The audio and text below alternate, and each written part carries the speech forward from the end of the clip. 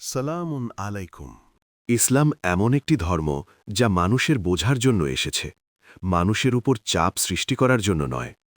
আল্লাহ তাআলা মানুষকে সৃষ্টি করেছেন বিভিন্ন ভাষা, জাতি, সংস্কৃতি দিয়ে। ভাষার এই বৈচিত্র্য আল্লাহর নিদর্শন, এটা বিভাজন নয় বরং রহমত। তাই ইসলামের দাওয়াত যদি মানুষের কাছে পৌঁছতে হয়, তাহলে সেই দাওয়াত মানুষের বোঝার ভাষাতেই পৌঁছতে হবে। শুধু জ্ঞান দেখানো বা ভাষার জটিলতা তৈরি করা ইসলামের উদ্দেশ্য নয়। অনেক সময় আমরা দেখি কেউ কেউ ধর্মের কথা এমনভাবে বলেন যেন সাধারণ মানুষ বুঝতেই না পারে। তারা কঠিন শব্দ ব্যবহার করেন, আরবি জানাকে বড়ত্ব মনে করেন, আর যারা বোঝে না তাদের ছোট মনে করেন। কিন্তু ইসলাম কখনো জ্ঞানীর অহংকার শেখায় না। ইসলাম শেখায় নম্রতা, সহজ ভাষা এবং মানুষের হৃদয়ে পৌঁছনোর পথ।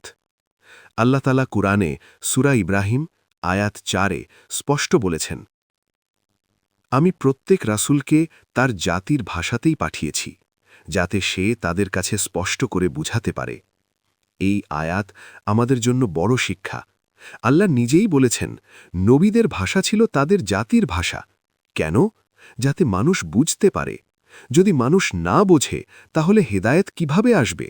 তাই বোঝানোর ভাষা সবসময় মানুষের ভাষা হতে হবে, হৃদয়ের ভাষা হতে হবে। আরবি কুরআনের ভাষা, এটা সম্মানের বিষয়, কিন্তু আরবি জানা ইসলাম বোঝার একমাত্র পথ নয়। ইসলাম শুধু একটি ভাষার ধর্ম নয়, ইসলাম মানব জাতির ধর্ম। আল্লাহ সব জাতির জন্য ইসলাম পাঠিয়েছেন। তাই ইসলামের বাণী বাংলা, ইংরেজি, উর্দু, তুর্কি যে কোনো ভাষায় পৌঁছতে পারে, এবং পৌঁছনো উচিত।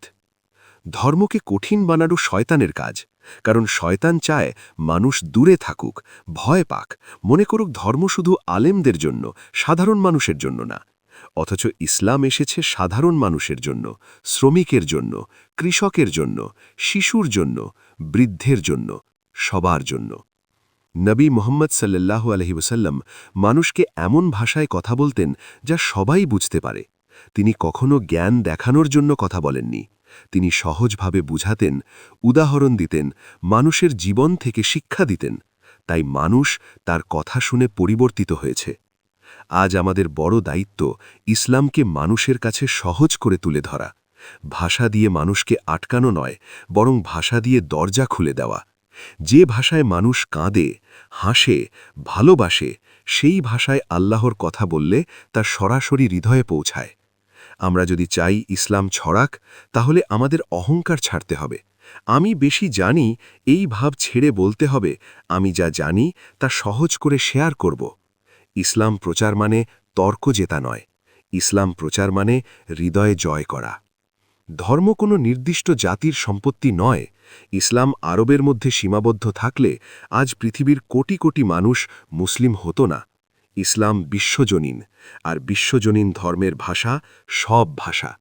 তাই আমাদের মনে রাখতে হবে, মানুষ আগে বুঝবে, তারপর গ্রহণ করবে। বোঝার দরজা বন্ধ করলে হেদায়েতের পথও বন্ধ হয়ে যায়। আল্লাহ আমাদের এমন দাওয়াতকারী বানান যারা মানুষের ভাষায় কথা বলে, মানুষের কষ্ট বোঝে এবং মানুষের হৃদয়ে আলো পৌঁছে দেয়। আল্লাহ আপনাকে হেফাজত করুক।